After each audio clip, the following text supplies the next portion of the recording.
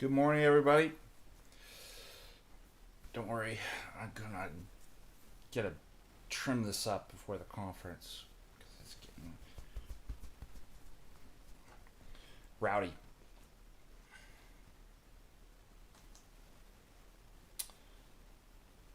Shell donates $10. Thank you so much. God bless you. Thank you for your support, everybody.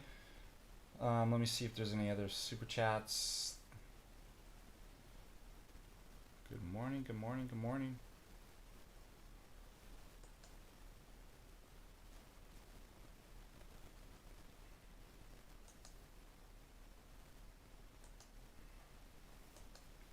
Just fix something real quick.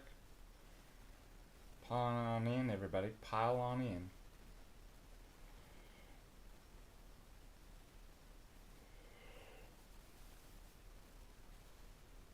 I want to let you know that MontaNIKA is sold out.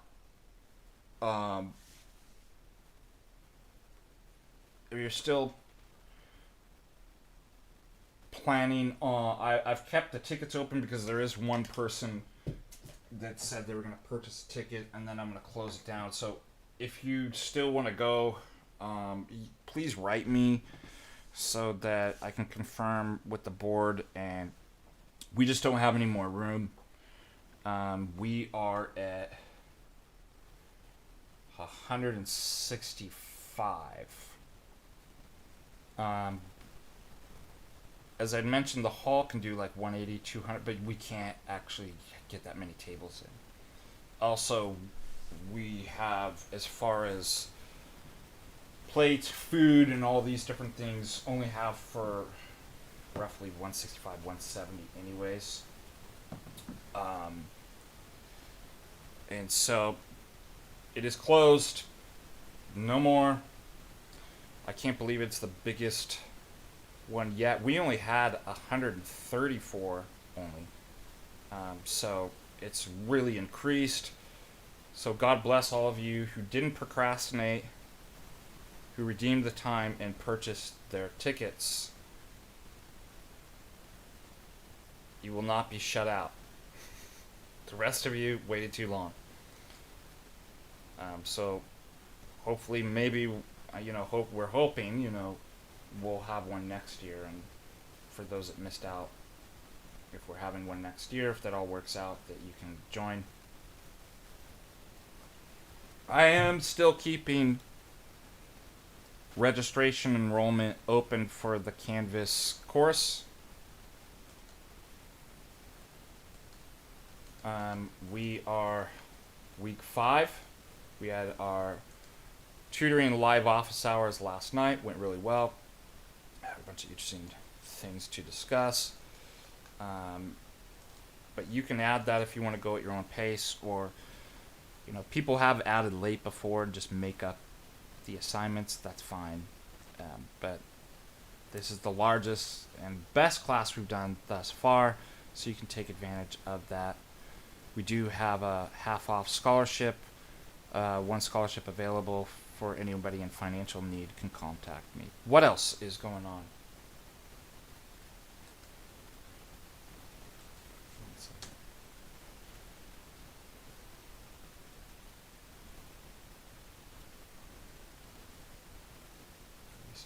Let's look here.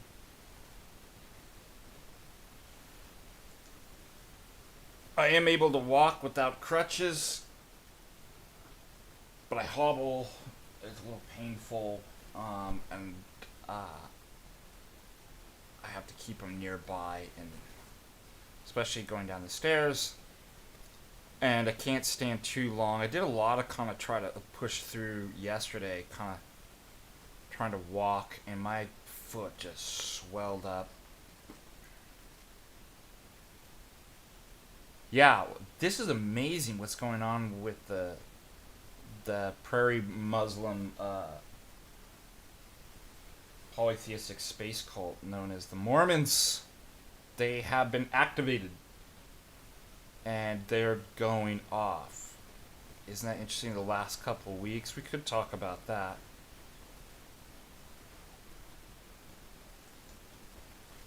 What do you guys want? What do you think?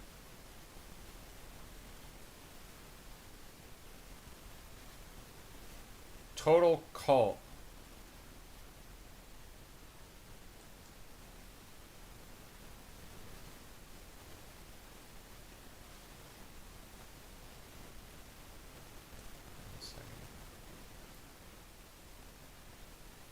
This guy, Thoughtful Faith, is...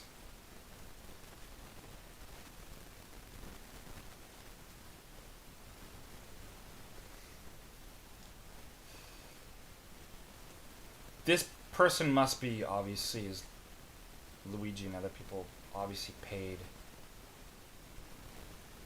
But what's great about cults is when you start to question that, and atheism be a cult too, they descend into incoherence and irrationality and madness. And they just double down. What a bunch of wackos.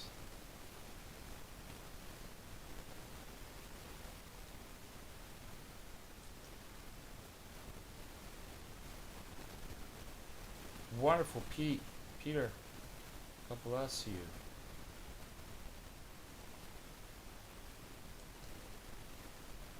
Alright, let's view.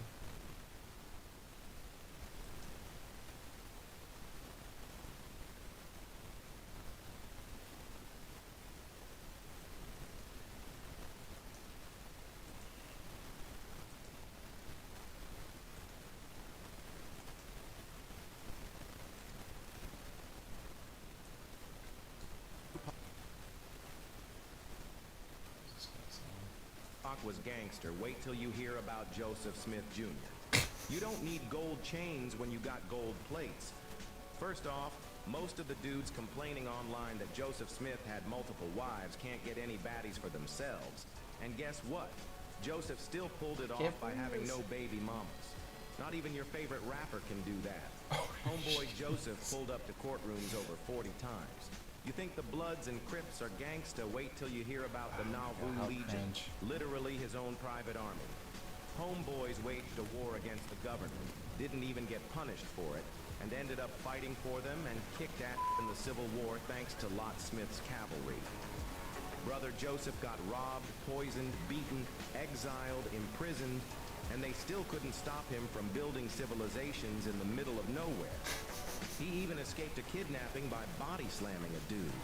The governor of Illinois was terrified, so he fled Carthage because Joseph Smith was such a gangsta.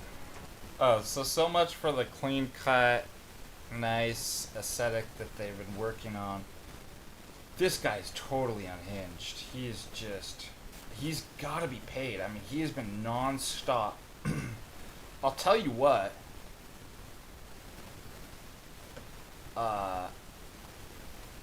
You're better than I wouldn't have the patience to do. But I don't know, if I was paid to just troll people and put ridiculous stuff, maybe that would be different. Let's see what these guys just get dragged and they double down.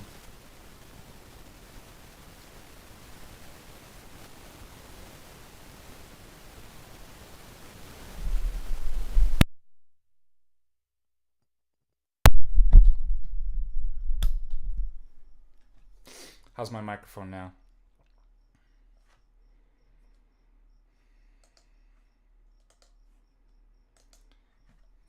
I keep forgetting to get... Okay. Alright, let's go back.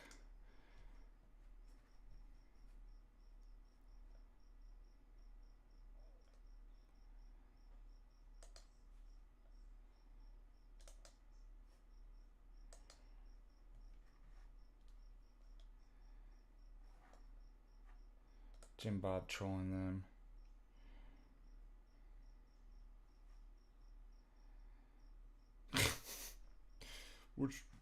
Which Trinitarian view? Modalism?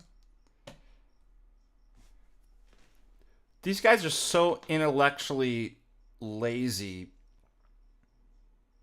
They don't even do their research. Social Trinitarian? What?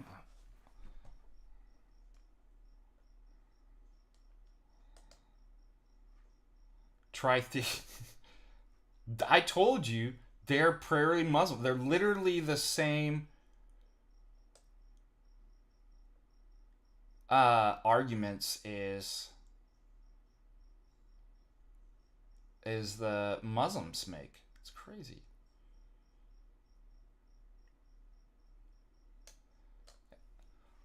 I find it hilarious. Remember, what is a fallacy that I was, and Muslims do this, the all for thee, none for me fallacy.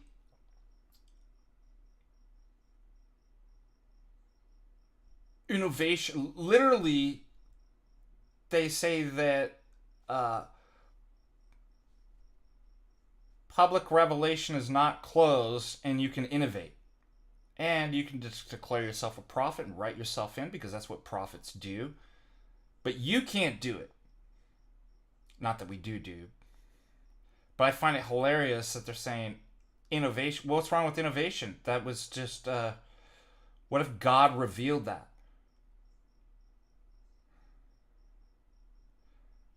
And you remember my argument for the denial of the Trinity actually makes knowledge impossible. Furthermore, I've given arguments that, and this is why they have to equivocate on deity and Godhead and this stuff. The essence of God, what we mean by that, divinity is uncreated, eternality. And so, if you admit the Father has a Son, then Father gives the same essence. My Father does not give me the essence of turtleness or horse, but gives the same essence. In our case, it's a human being, rational animal. God's essence, uncreated, eternal. The Son has it too, so the Son can't be created. So they've got to equivocate and say, well, God the Father is not eternal.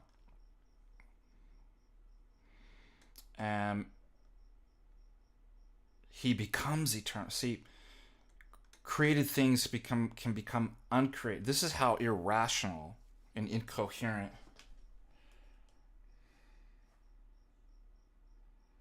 And then look how stupid, just grammatically, let alone philosophically, same Muslim arguments. If Christ is God, there's only one. What of the Father? If they're not distinct persons, where they are distinct persons. What are you talking about?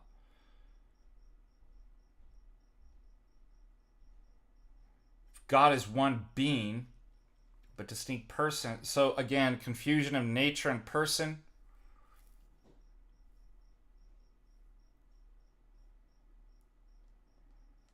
Well, if the Father is only God. So first of all, it's an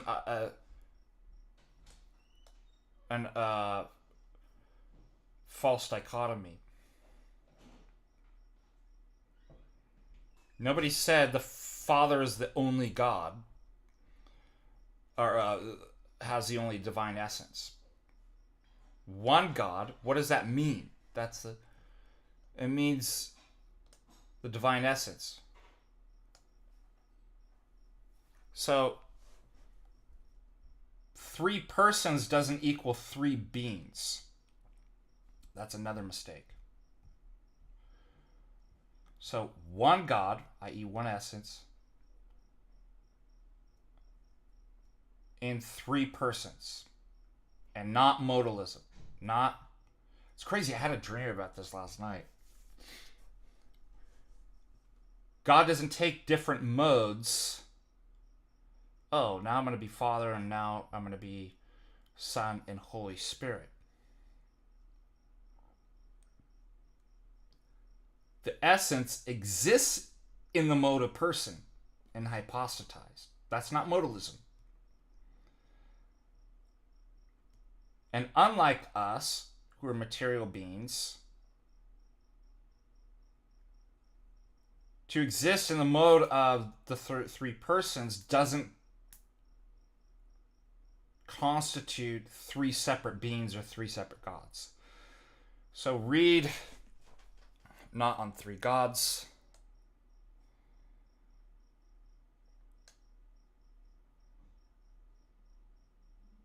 Yeah, this...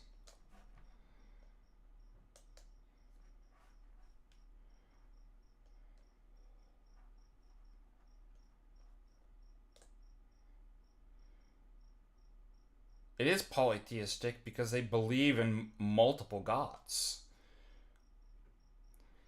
that weren't God, that became God. Yeah, exactly.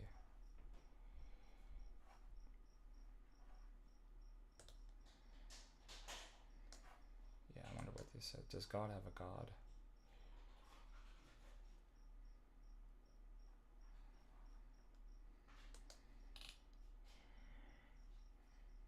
You never get a direct answer from them, that's right.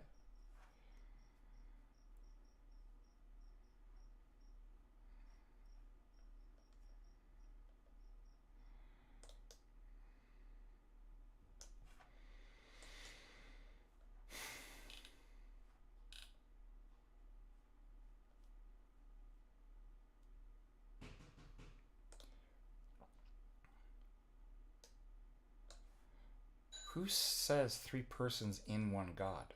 These people are literally just retarded.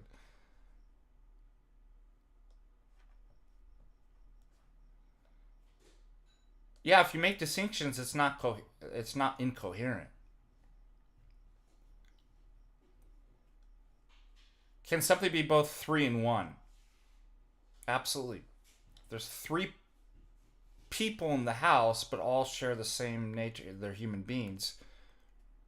They're both three and one. Four and one, however many. They can't both be three and one in the exact same way. That's what's so incoherent. So these people are just they're either just completely mentally retarded or they're disingenuous.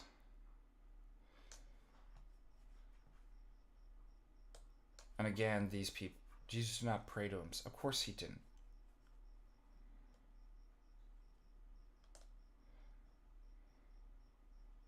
Man, these people are awful.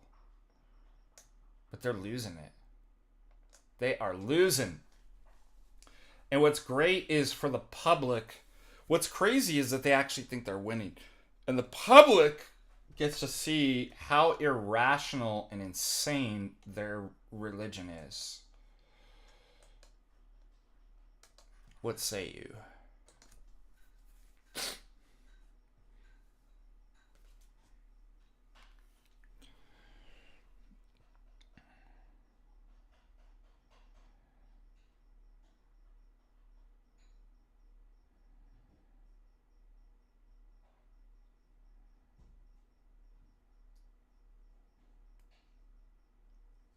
Furthermore, I mean, we could just count the number of fallacies. But I've argued with Mormons before. You know, I typically go to the epistemology. Just cut to the chase.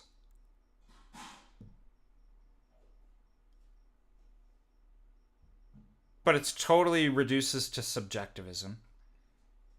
They can't give you any kind of rubric or standard for judging.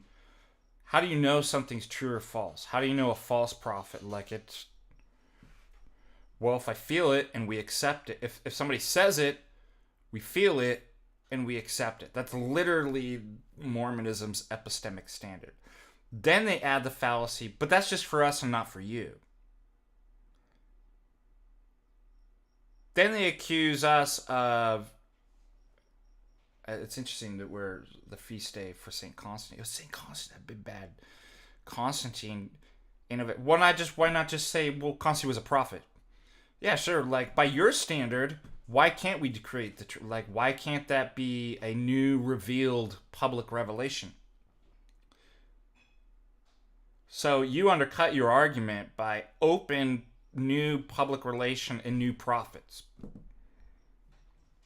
you can't. Now, of course, we'd reject that we have that, and in fact, it is precisely because revelation is closed and complete. We have a hole, a kataholos, and there aren't new public revelations that we actually have an objective epistemic standard for judging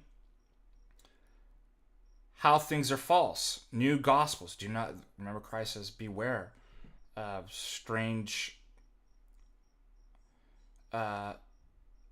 new gospels. Do not accept another gospel unless, even if it come down from an angel in heaven, right? So how could we say that if we didn't actually have the whole complete closed revelation ending the prophets?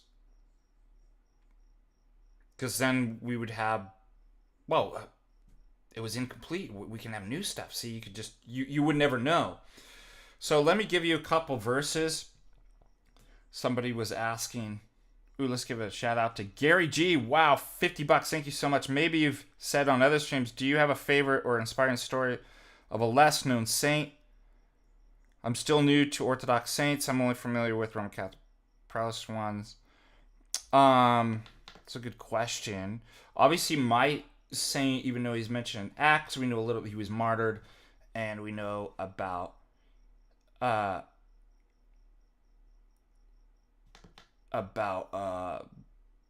his home that's still in Damascus. It's a church that you can visit. Obviously, that would be my own saint, Saint Ananias, the apostle and baptizer of St. Paul, is one of my favorites. But there's very little known about him. And then, there's some cool stories about other less known saints. One of my favorites that I got to visit was St. Alexander Sphere, who's the only other saint known to have other than our patriarch Abraham, known for the Holy Trinity to have actually visited him. He was originally a monk in Valam, and he was given a vision from God to go to a place and start a monastery. And when he went to this place, the Holy Trinity confirmed by visiting him. And in fact, when you go, he's incorruptible. He's like 600 years old. It's amazing. And he looks amazing. Very holy saint. And before the kind of narthex of the church, when you go in, there's like a sand, and that's where that spot where the Holy Trinity visited, and you can actually, that the sand's holy. It's sanctified by the Holy Spirit and by the life of Saint Alexander Sphere, and you can actually, I have some of the sand. I'm running out because I, over the years, had given it away to different people, but we had a miracle with the sand too. My wife was, when we were in Russia, was sick, had a stomach problem or virus or something that was going on. I put some of the sand in it, heated up, and healed her. That was kind of cool. Snow Cookies donates $5. Can you give a brief definition of the term hypostasis? Like the patristic sense, how it changed, or the Greek word itself and what it prior to the Father's taking that to mean person. Yeah, British and Irish saints. Saint Kevin is a cool Irish saint. Glendalough Monastery, which was not too far from Dublin, actually, in the hills of Wicklow. I checked that out. Hypostasis in the Greek. Well, from the Latin,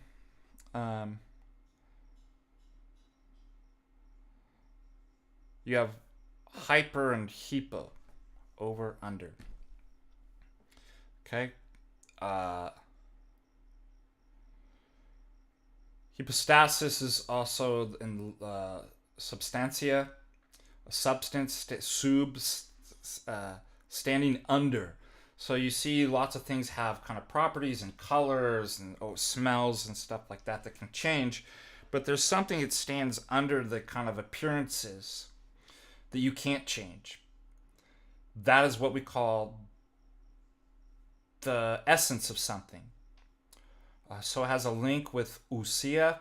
Ousia is derived from to anta, beings, or to antas, being. So the being is something. What makes something be what it is? Well, the thing that you can't change. I can change my hair color. You can change the color of a tree, the smell of it. But what stands underneath is the substance, is the hypostasis, is the ousia, the essence, the very being of that thing. All right, so when it comes to human beings,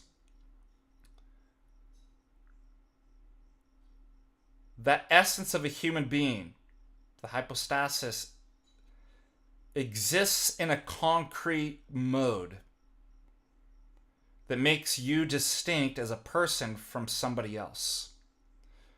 The essence belongs to a person and exists as an individual, concretized you, him, her. And so what happened is the word in Greek for person, prosopon, which derives etymologically from basically the mask that somebody in a play wears, the person, right? So you have the essence, but you have the face of the person, right?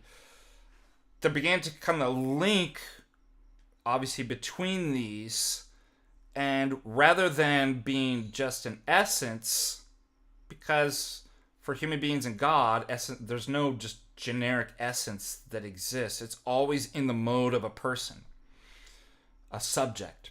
A subject has an essence.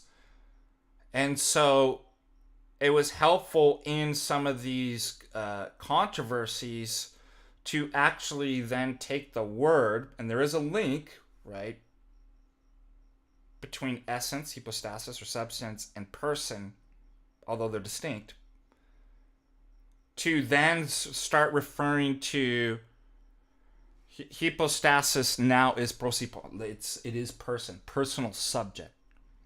And this was important with God too. So that's what, there is no definition of person, because essential definitions are about essences, and person transcends essence. They're not identical. A person is a subject that has something, has a mind, has an essence. It cannot be reducible to. So we can talk about person, but there's a mystery of it because it transcends definitions, essential definitions, because it's not an essence. It's the who that an essence has. That's the best way to. No way. Is it St. Kevin's feast day today? What a trip. You might go out to Wicklow. The Wicklow Mountain's beautiful out there. Glendalough. Monastery of Glendalough. Crispy, how old is that? It's like 900 is when the monastery was founded there.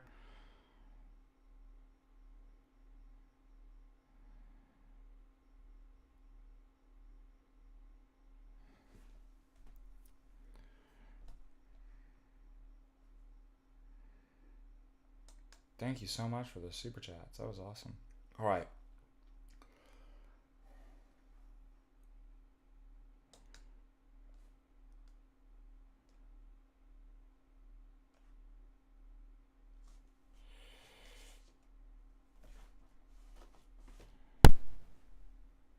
Let's just look it up.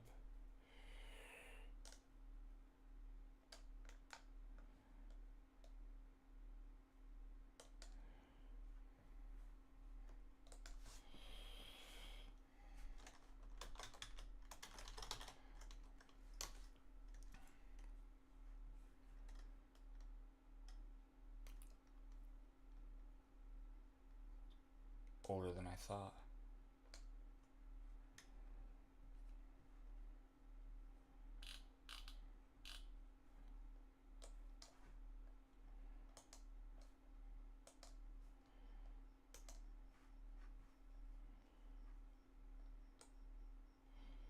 Glendalough has been a place of pilgrimage since the 6th century, when St. Kevin lived there as a hermit ascetic.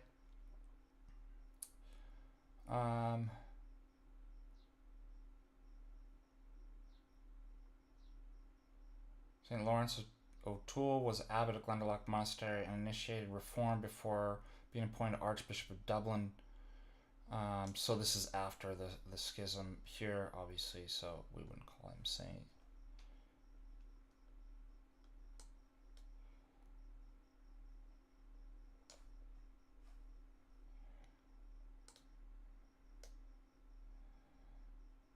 Yeah, look at that. So this is the Wicklow Mountains, just south of Dublin, and here is the monastery. And there's the loch, the lakes there. Glendalough means valley. Glendalough of the two lakes right there. Isn't that beautiful? It's fantastic.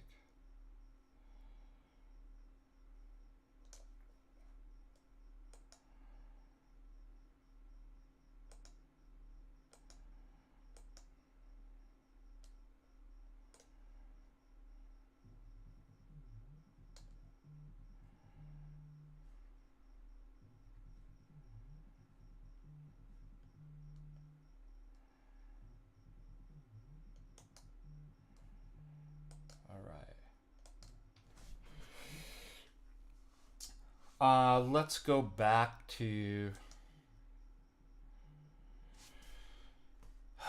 Jay's calling me. 1 second. Just tell him we're busy.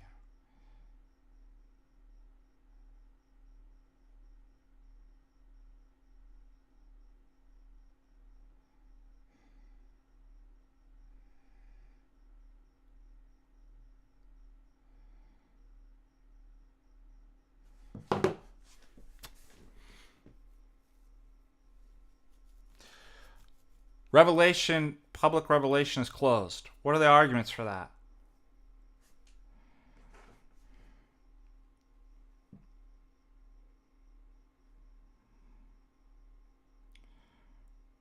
Revelation 22, 18 through 19, the last apostolic writing, mentions that revelation is closed, that there's no more prophecy or revelation to be added to this. So we all know that one. Hebrews 1 through 2 is where you find scripture. There are no more prophets after the Baptist, John the Baptist, and now that Christ came. Jude 1:3 talks about the faith once delivered for all to the saints, not twice, 3 times. Once has the notion of it's complete. There were some local synods and councils. One of them is the Synod of Iconium in 230 AD that condemned Montanism and the idea that there could be new prophets or new public revelation. This culminates in the First Ecumenical Council of Constantinople in 381 AD, condemning Montanism and the idea of there could be new public revelations or new prophets. And then, as I'd said too, there are the philosophical arguments. And then, as well, all of the ecumenical councils And their affirmation of the apostolic deposit of faith is complete, whole, lacking nothing, and being preserved, and guarded against innovations, new things. So all of the councils going through the Ninth Council would be arguments for that as well. Now, of course, they're just kind of, hand waving this stuff. But I think the philosophical arguments are the best. It's like, well, then you literally self-defeating.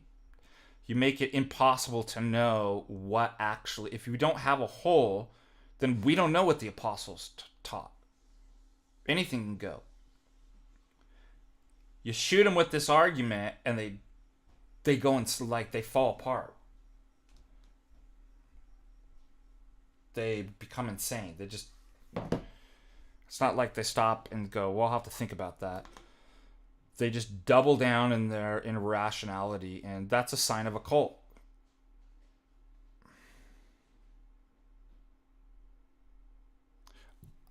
Pete H, I use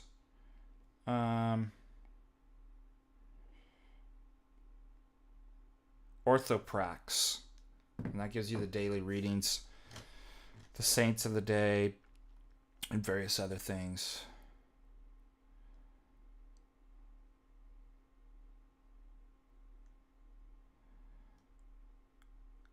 Tativos N. Indeed, he's descended. Is it accurate to say Christ willingly took on blameless passions and death, and that also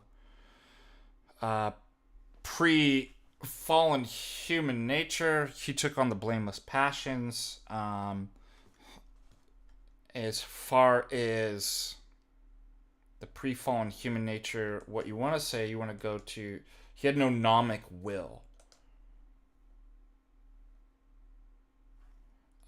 There's an article from Father John, formerly known as Marcello, who has an article on Patristic Faith about St. Maximus the Confessor on gnomic and natural will, so take a look at that.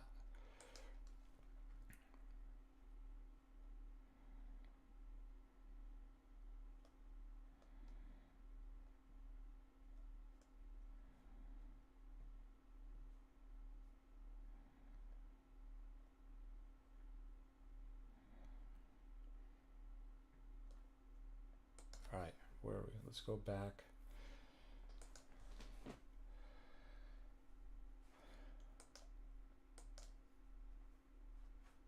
There is nothing you can do that a regular tithing, attending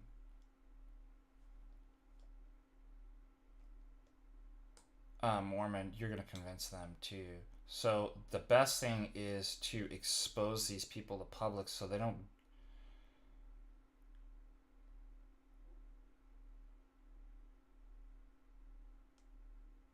people don't fall for that cult.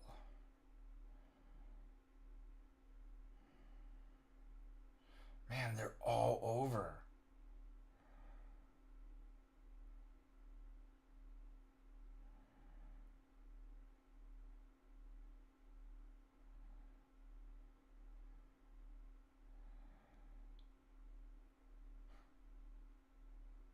What? You don't look. Yeah, look at this.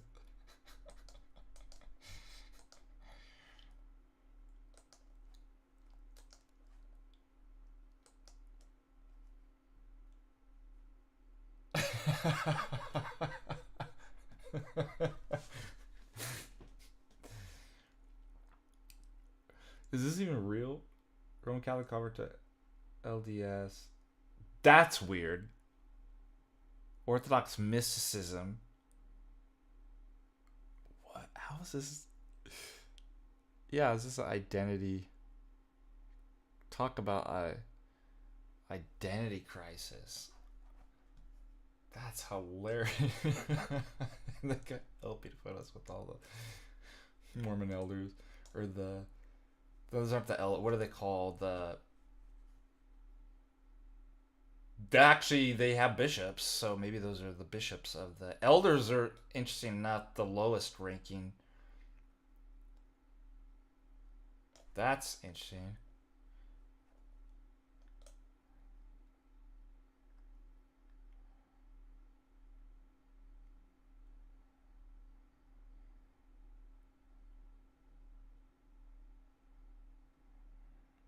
I don't get this.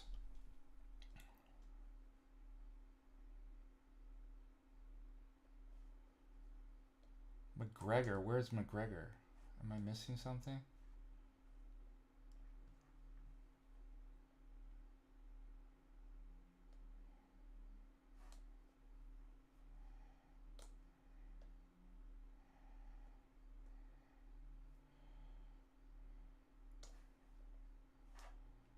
It's obviously not posted by Conor McGregor. What is going on? I don't...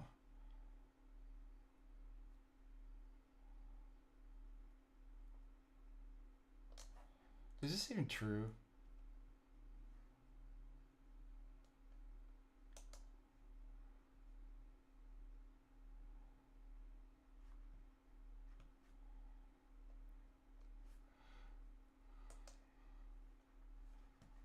People.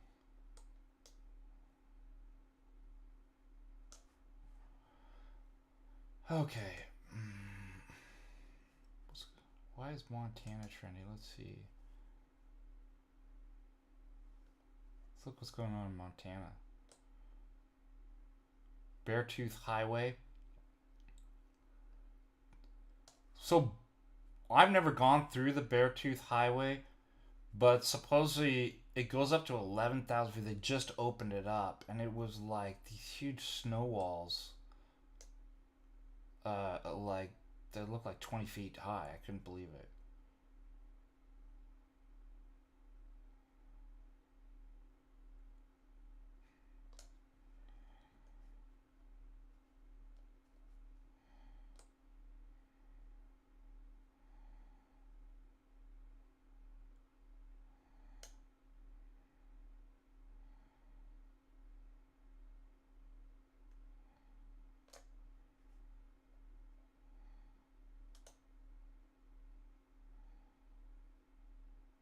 Oh my gosh. Yeah, Mizzou, of course.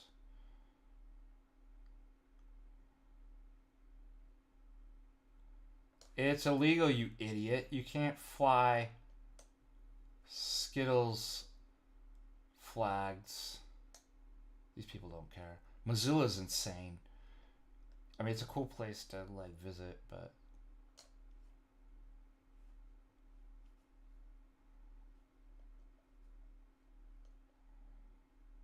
Am I crazy? Wasn't there an executive order you can't fly pride flags on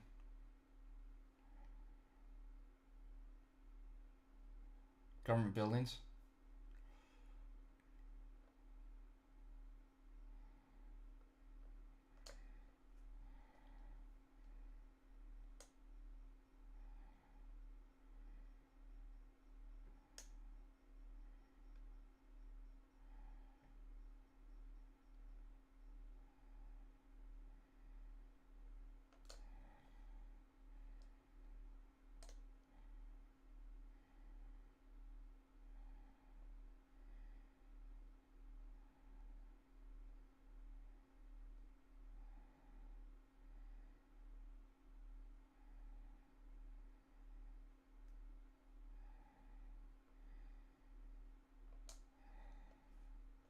Oh, it's going to mention Hannah Montana, Tony Montana.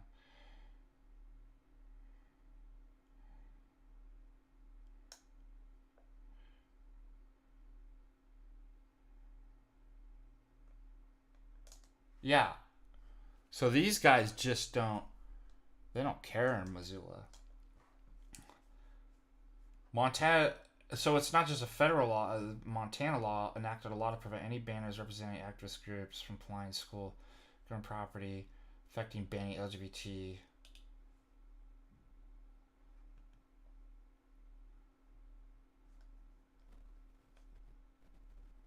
So, but Missoula, the dude, like, they can do whatever they want. So what happens if people go in and tear it down? Like, if it's illegal and they remove it, can the people who remove the flag be prosecuted? That's what I want to know.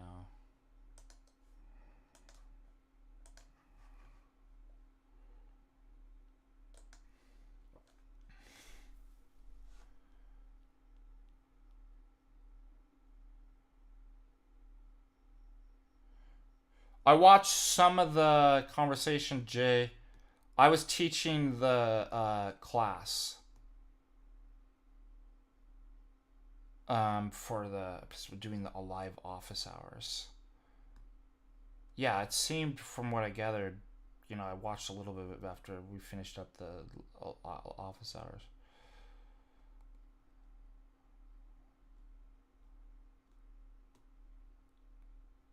Tavis, just read the article. It has to be nomic will. It's kind of twofold. It's basically because of us being created and fallen nature. That's what I said. Just read the.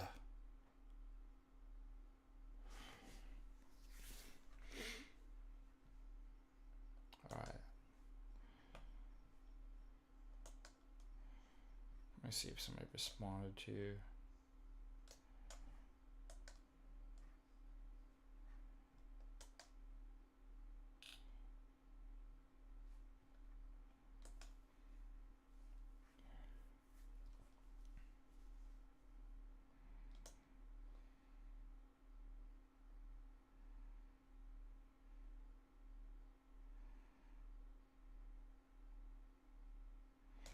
Is there really a Rothschild's Island on Antarctica?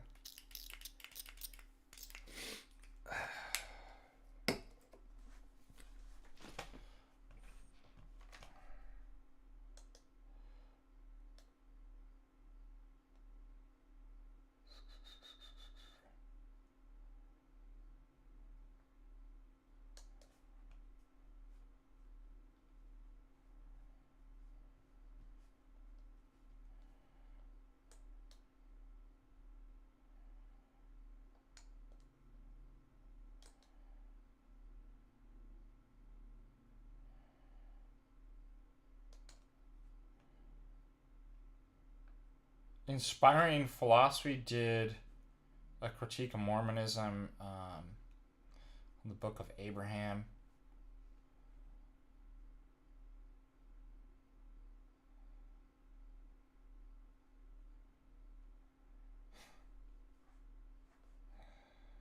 And then here are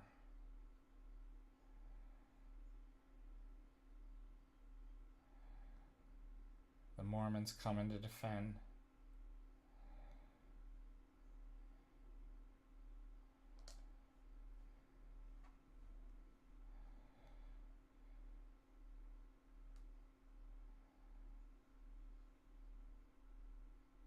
Oh, here's a thing about Missoula.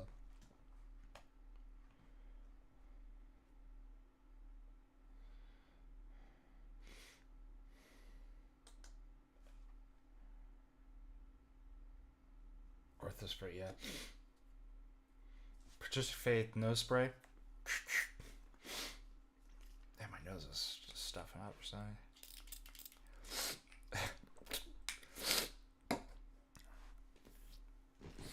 Ew, gross.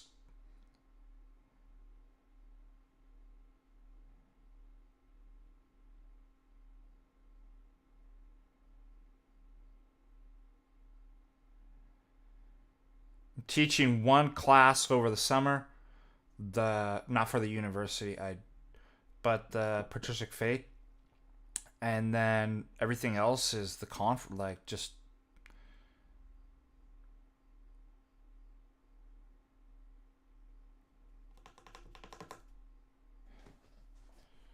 But I always refuse. I hate teaching at college over summers. Like, what a waste. But I don't mind doing the Patristic Faith courses.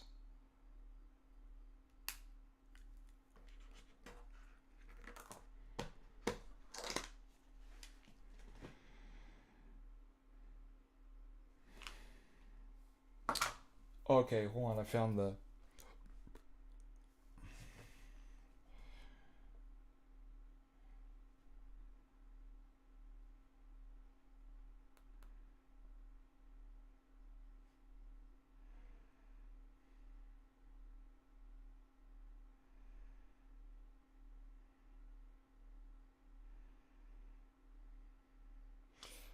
Oh, you want to hear something weird?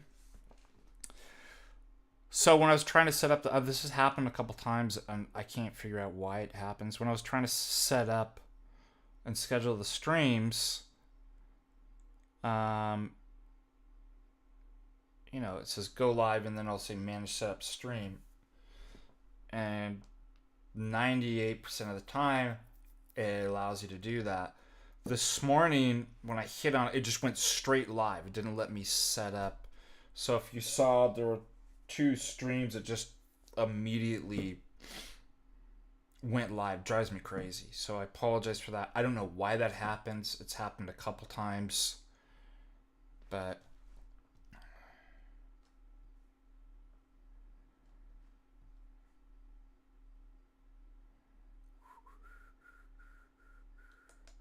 right here.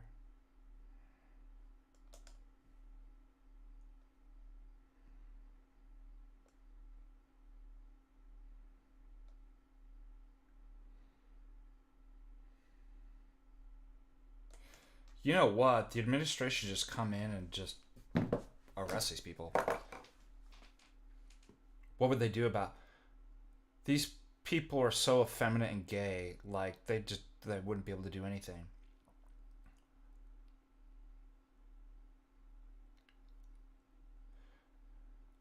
Missoula City Council just voted 9-2 to make the pride flag the official flag of the city, an outrageous move that openly defies the spirit of HB 819. Exactly. Which I proudly sponsored to keep my political ideological symbols off government property. These spaces should remain neutral. There's nothing more than blatant attempt. Yeah. These people don't respond to anything for, like, lock them up. Go in with the military, arrest them and put them in jail. And they'll cry, all the libs will cry about, who cares? They just make noise. Like, they just got to be harder with these people. I don't know what to say. These people are demons. These spaces, let's see.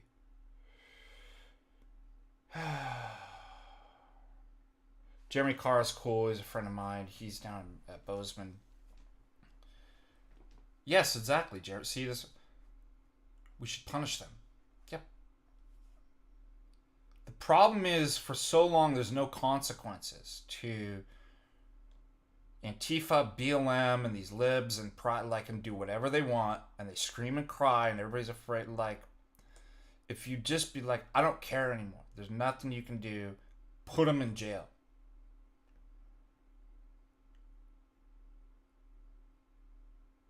Arrest the council. Exactly.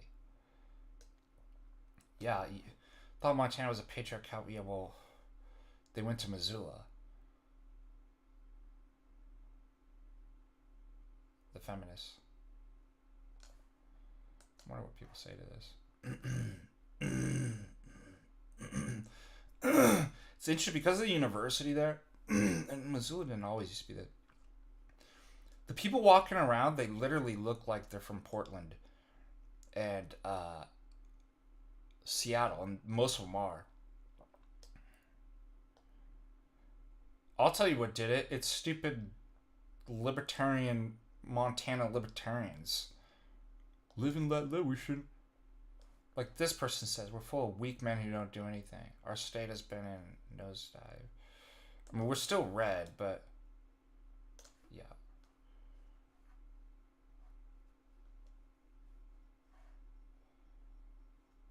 Oh my gosh.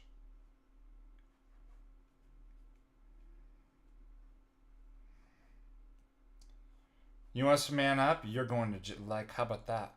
And Montana Grizz is that's the Grizz. How does grooming and brainwashing children and mutilating them, and destroying people's society and soul? How does that hurt you? Always with it. You're going to jail, dude. Lock that person up, dude. It's called the University of Montana. Yeah, exactly. See, that's exactly what I said. I don't care what these people say. Well, it's not fair. Your time for dialogue and freedom and all that, that's gone.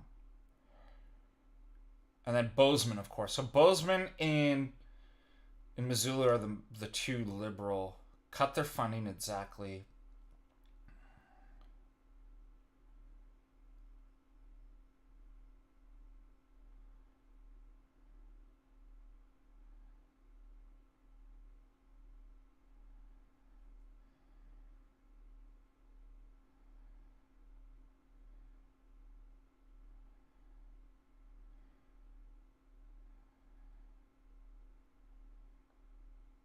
It doesn't. Yeah, that's right. If like you don't deal with Missoula, like we could lose our beautiful state to liberal Democrat leftists and Skittles.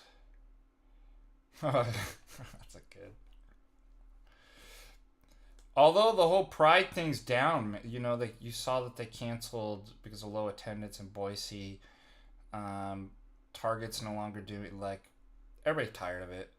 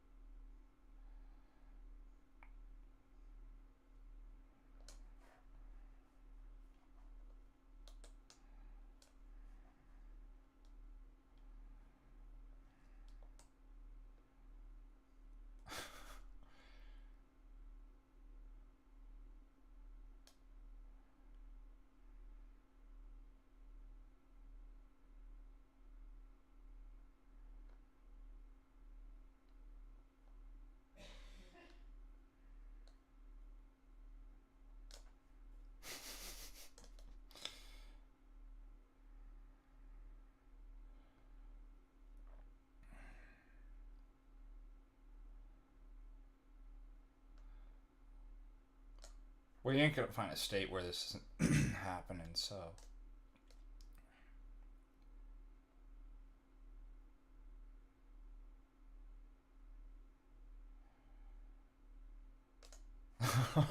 I love that scene.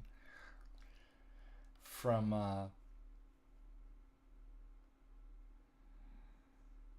Fast Times at Ridgemont High.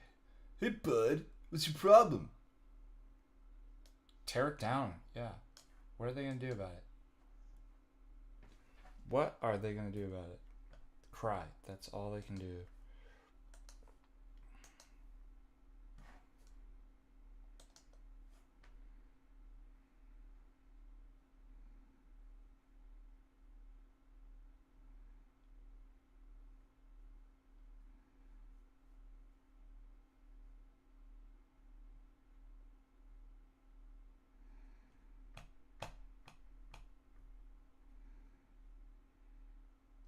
Yeah, put them in mental. It's like, I don't care if it's unconstitutional or unfair. Like,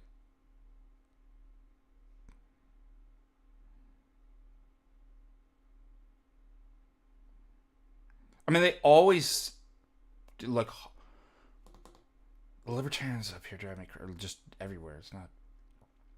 How does that hurt you? What somebody does in the private. Obviously, it's not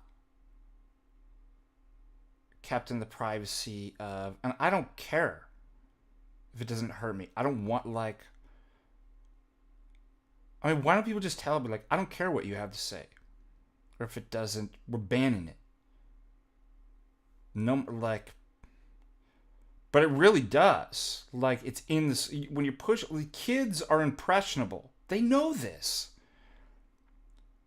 and then think about the strain on the medical community and just society in general. Higher rates of depression, anxiety, suicide, as you mentioned, Sorky. Domestic violence, absolutely. It doesn't hurt anybody.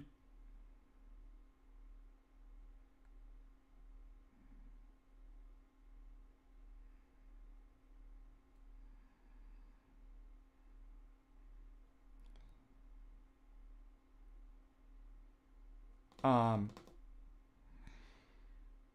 the time for dialogue with these people. Like, just seriously, you can't talk to people that are. Yeah, the gay money's going away.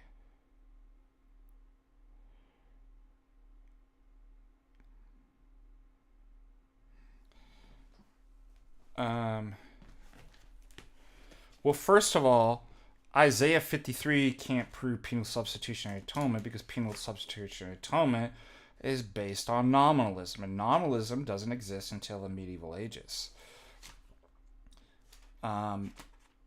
What these people do, like every heretic, they play with words, right? Furthermore, penal substitutionary atonement doesn't develop until you kind of get the necessary conditions for that. Would be twofold. I would say nominalism and then Anselm's satisfaction theory. So, no, Isaiah 53:10 does not have a satisfaction theory. It doesn't have a forensic, right? Just because you find words, this is what every heretic and Protestant do. Well, I found the words penalty and atonement, and then I read in some modern ideology that doesn't actually exist in the text, which is why you can't just read text. It's the fallacy of perspicuity and pretending neutrality. The word's that's just what it means. I found the word.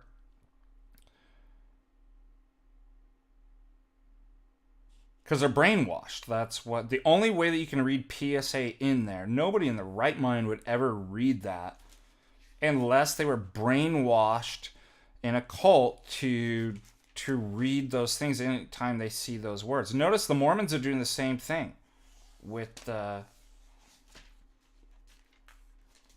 also the Council of Jassy in Jerusalem condemn it. So. But the PSAers have been up.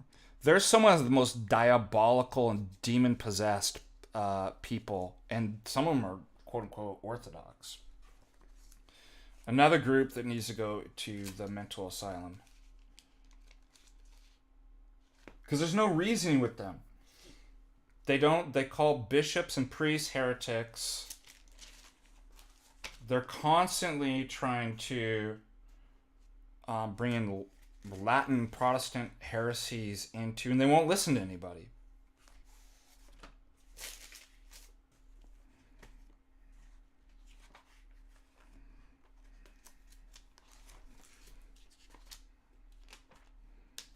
What do you do with somebody like they should be excommunicated, but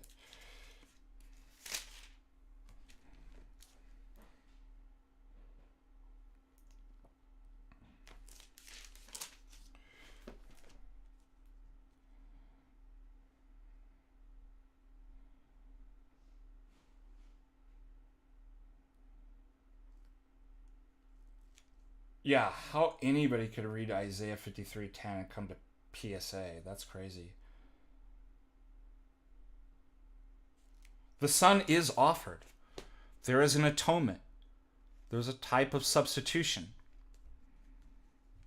That's not penal substitutionary atonement. The Father does not damn the Son, right? Or the punishment is not put on. The punishment is separation from God. So congratulations, you retards. Like you just split the Trinity.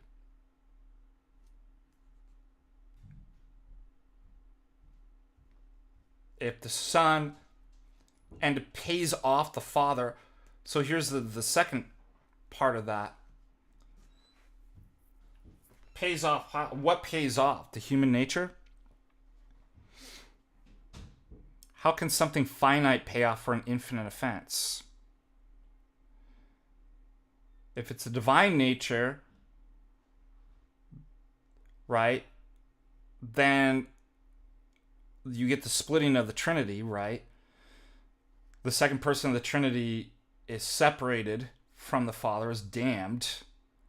And furthermore, it's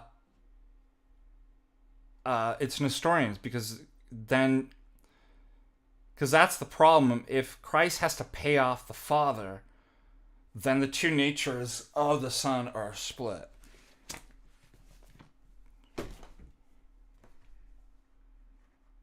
I'm just tired of these people. Again, because of stupid internet, there's no consequences to people's stupidity. They can hide behind anonymity. They lie. We don't even know if these people are Orthodox.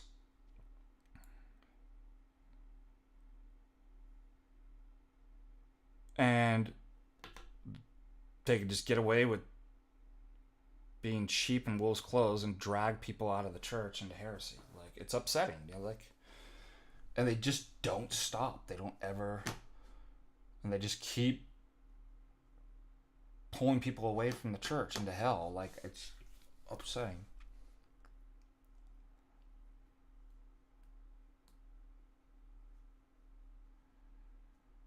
It's Nestorian because,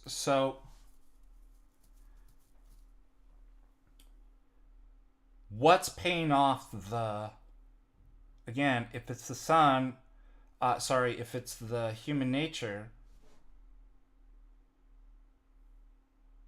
it doesn't do anything.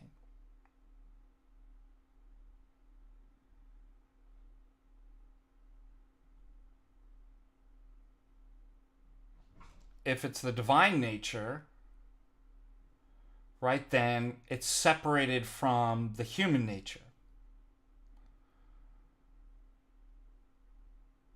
And if they'd be like, no, it's the person, then you have the person separated from the Holy Trinity and separated from God and the divine.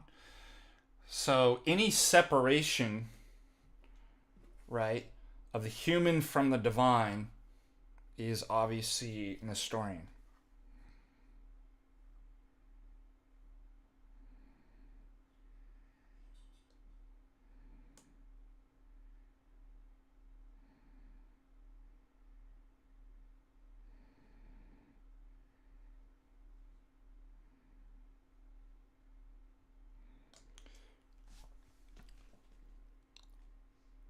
Also, what was the other synod that...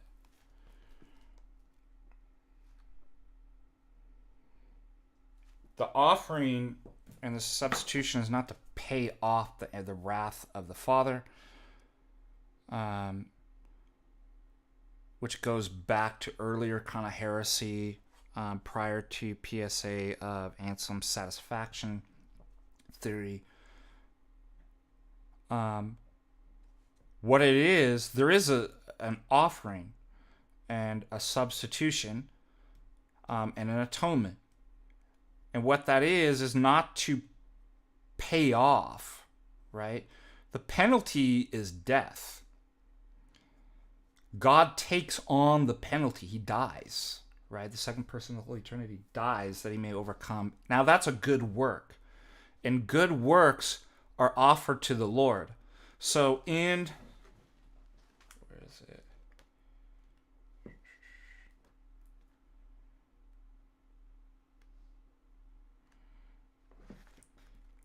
Then there was a question that arose when the Son does this good work.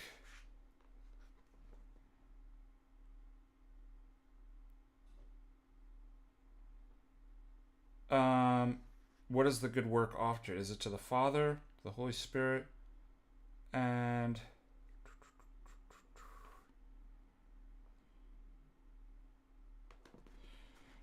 it was ruled in the council. It's to the whole Holy Trinity. I can't find, let's see. Two local councils held in Constantinople, 1156, 1157, affirm that the sacrifice was offered to the Holy Trinity. So, because it was a good work, and good works are offered back up to God. That's what it means to be Eucharistic and Thanksgiving. So the Son does that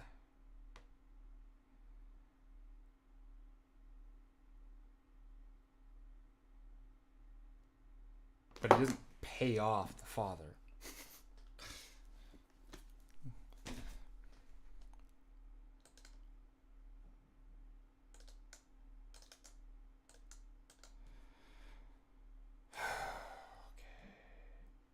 Let me see if there's any more super chats.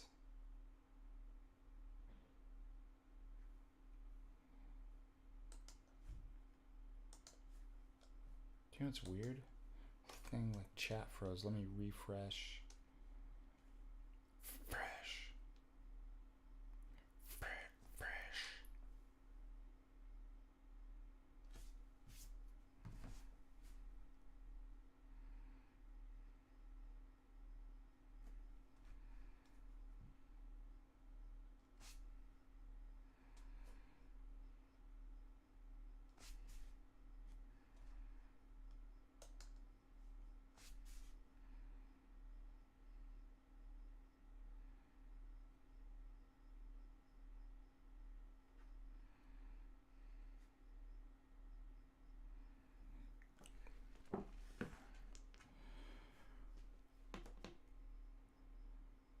Anselm was an anomalist. He is a Platonist. But Anselm doesn't come up with PSA. He comes up with the satisfaction theory. The satisfaction theory then allows the nominalists then come in, and the reformers and come up with penal substitutionary atonement. So you have to keep that in mind, that the two are different.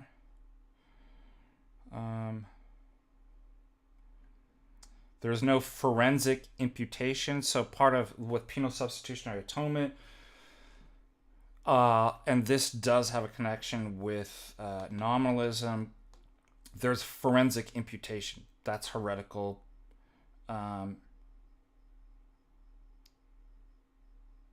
Any of these verses that you pull from the saints and stuff like that is there's no talk of being constrained by justice. People try to actually take St. Athanasius and be like, oh, see, so what do they do? Like every heretic, nominalism didn't exist back then. Satisfaction theory didn't exist, right? Forensic imputation did not exist. None of these ideas, these are way later that they read back into the... Well, obviously Anselm must be talking about, these philosophies and ideologies that exist hundreds and hundreds of years later. So, how could St. Athanasius in the Bible have penal substitutionary atonement if satisfaction theory didn't even exist until the 11th century?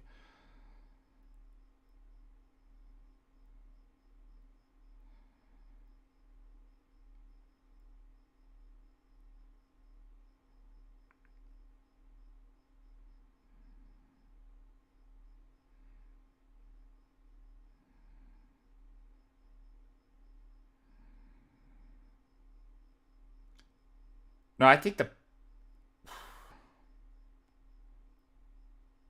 No, I don't think the satisfaction from Anselm comes from the not like, because he's not a nominalist.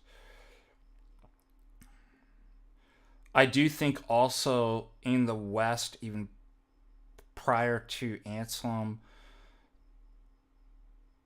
that there is an additional kind of thing going on of an overemphasis on the juridical, right? Transactional, propositional. Like, I definitely think that plays. So there's at least three things that go on to kind of like coalesce in the reformers that allow them to develop the heresy of penal substitutionary atonement.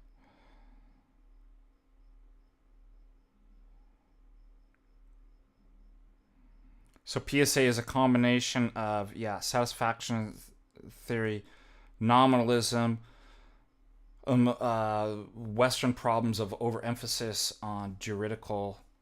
I'm sure there's other things too. I would look at Dr. Nathan Jacobs has, let's see if I is probably the best at this. Let me see if I can find his.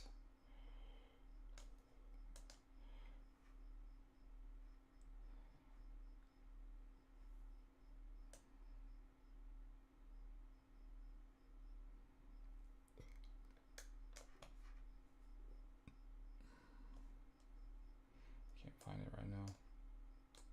I'll let you guys search for it.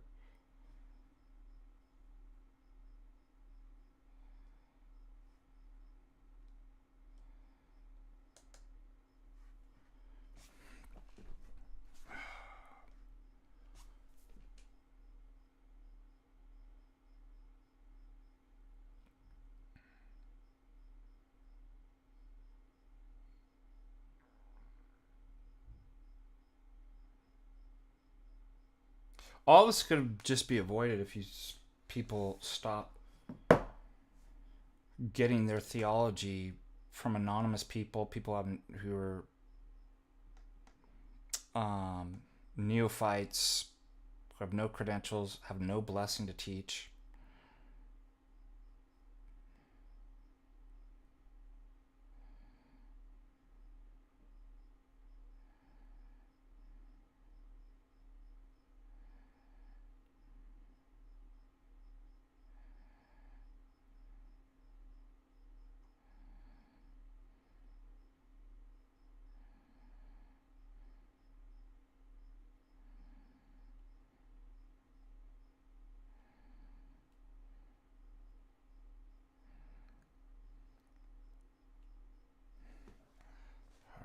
Let's see what else we got going.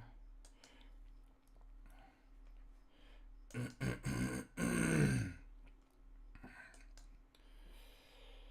going to go pretty soon because I got to go get some of the supplies for the conference.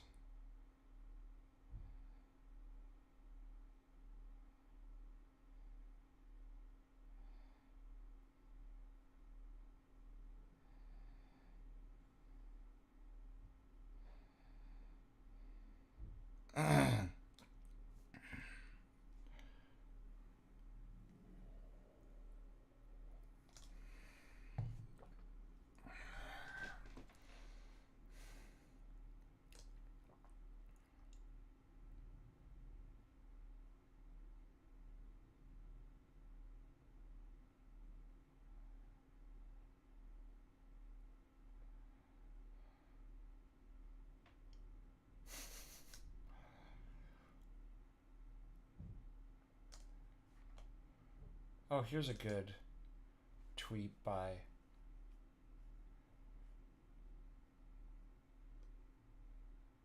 Father Michael Lilly. Here it puts it in perspective.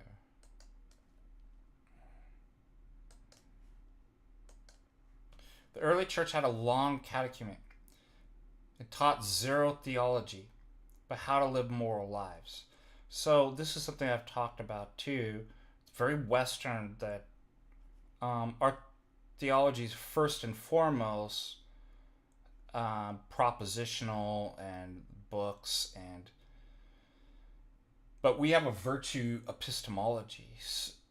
So in order to read these things correctly, you have to be, your character has to be properly formed. That's why the early church was working on forming the moral lives and characters of individuals before they took up and actually started reading. There's no need to revert to this, but certainly food for thought regarding theological squabbling by catechumen and neophytes. Isn't that what we said? So then St. Cyril talks about these catechetical lectures are for those who are to be enlightened. You may put into your hands of candidates for baptism believers who are already baptized, but by no means of catechumens, nor of any others who are not Christian, as you shall answer the Lord. And if you make a copy, write this in the beginning.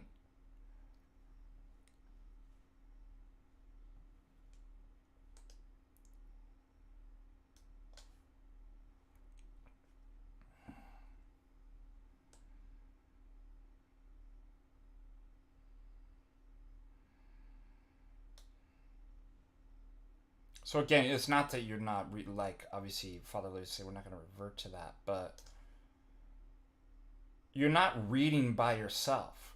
You're reading under the authority of the deacons and the priests and the bishops. And you check in, right? You ask questions in the catechesis class. Am I wrong about this? Am I...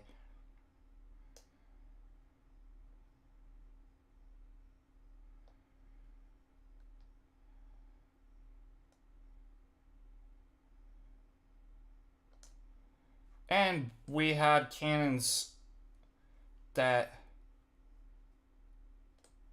neophytes, the newly illumined, wouldn't even speak on these things on theology for 3 years. Now, obviously, we're not going to revert back to that, but it gives you, again, an idea, a general idea of how orthodoxy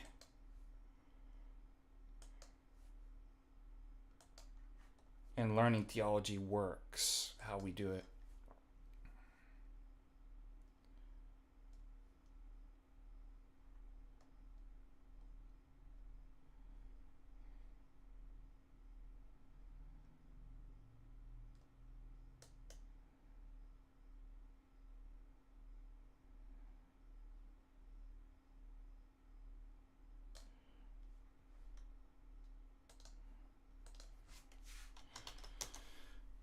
I have bluegrass tonight, too.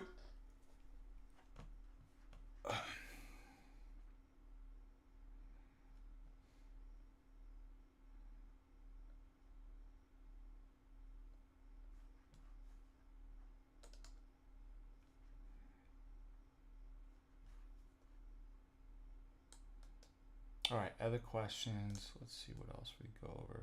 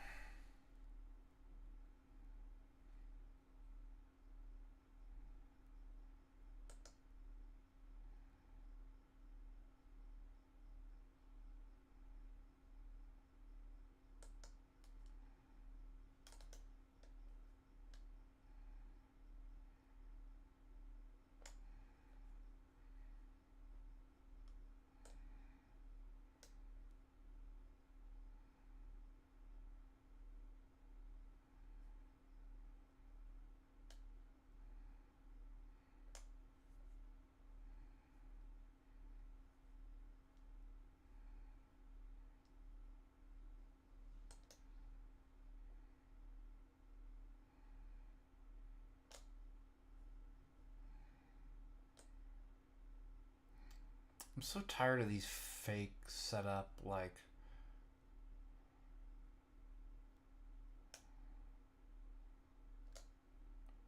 You know, like staged videos.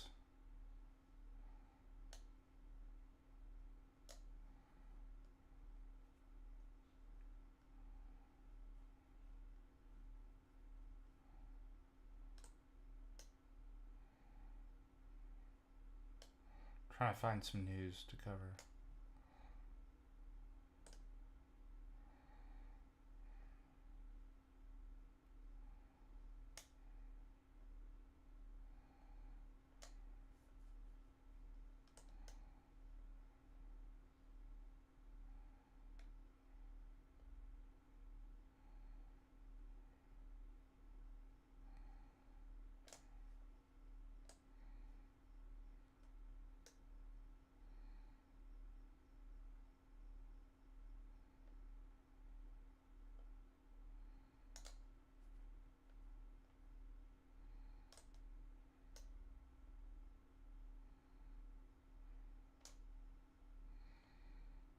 What in the heck? Can't be right. Person gets beef and puts beer in it, and it's supposed to tenderize it, like in a jar. That can't be right. Everything's fake. Why is everything so fake?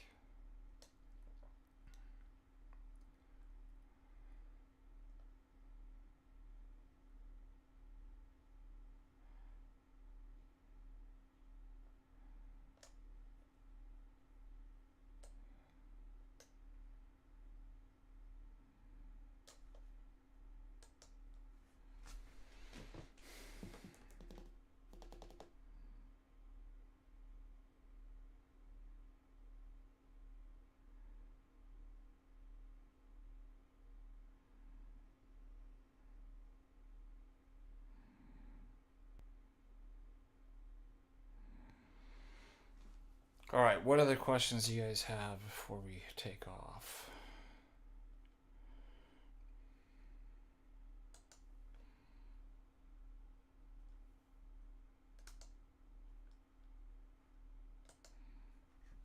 We have Facebook.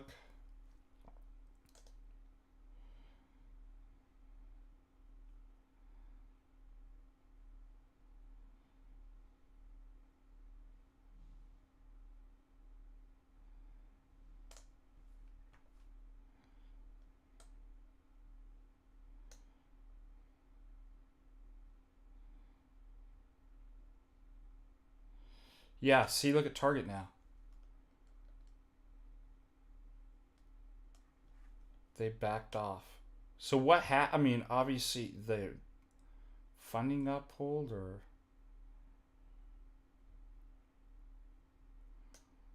oh man, that looks good. I love these.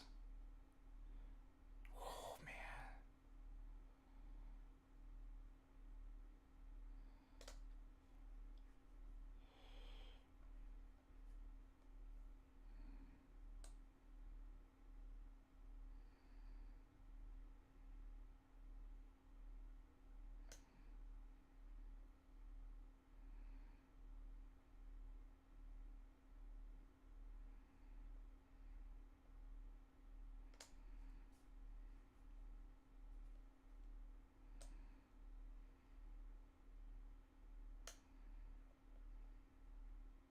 Oh my goodness, look at that.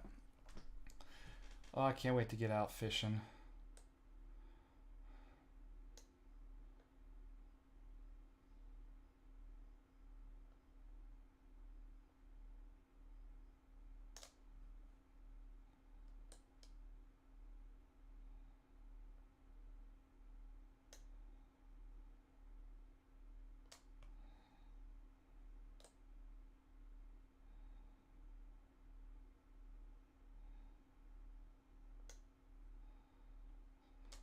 I mean, other than the Mormons and the Protestants kind of kicking up, I mean, there's not much to cover.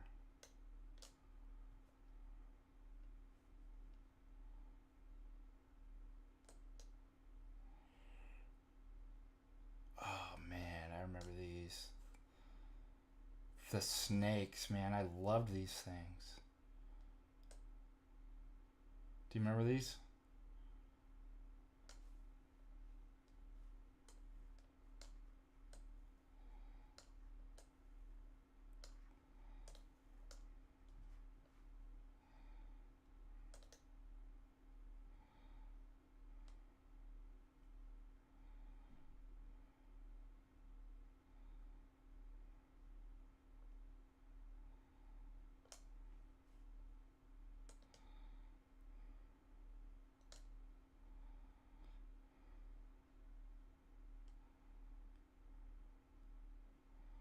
I know where this is. This guy's like the leading skimboarder, Blair Conklin.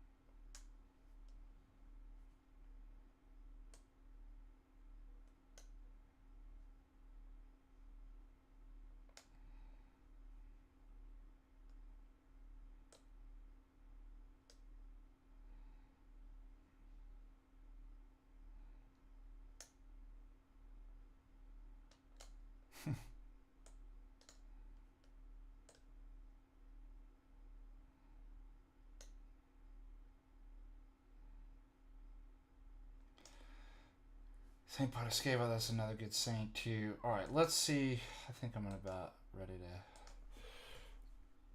depart.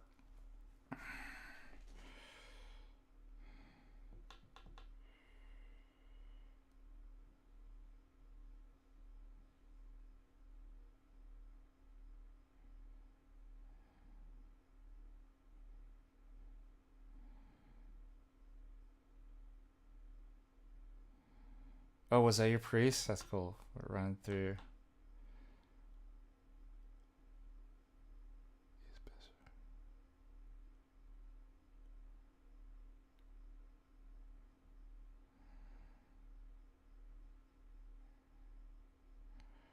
All right. Any questions before we head out? Stretch. You can raid Jim Bob's, just doing a morning chat stream. Thank you so much for those who, especially for the $50. Super chat from Gary G. And also Snow Cookies donated $5 for today. God bless you guys.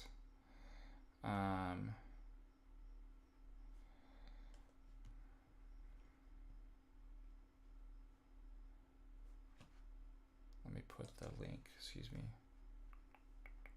in the chat, and you can raid his stream.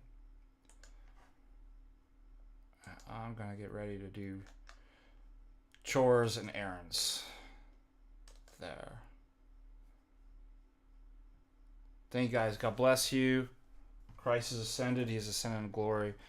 Gone up with a shout, with the sound of a trumpet. Who sitteth at the right hand of the Father, come to judge, who will judge both the living and dead. Amen. Until next time. Bye-bye.